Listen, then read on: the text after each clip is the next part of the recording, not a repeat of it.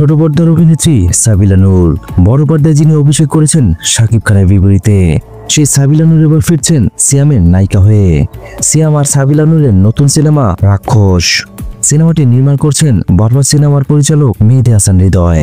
এর আগে রায়হান রাফি পরিচালিত শাকিব খানের বিপরীতে তাণ্ডব সিনেমার মাধ্যমে বড় পর্দায় অভিষেক হয়েছিল সাবিলা নূরের। শাকিব খানের সঙ্গে পর্দা শেয়ার করার পর এবার সিয়ামের সঙ্গে নতুন করে জুটি বাঁধতে যাচ্ছেন সাবিলা। জানা গেছে সাবিলা ইতিমধ্যেই রাক্ষস সিনেমার জন্য চুক্তিবদ্ধ হয়েছেন। খুব শীঘ্রই সংবাদ সম্মেলন করে রাক্ষস সিনেমার নায়ক নায়িকা সহ অভিনয় শিল্পীদের নাম প্রকাশ করা হবে।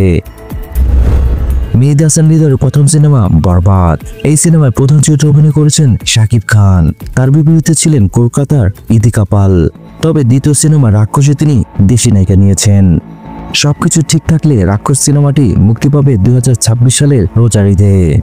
সাবিলা নূর আর সিয়ামের জন্য রইল শুভকামনা। বিনোদন জগতের আপডেট সব খবর পেতে চ্যানেলটি অবশ্যই সাবস্ক্রাইব করে রাখবেন।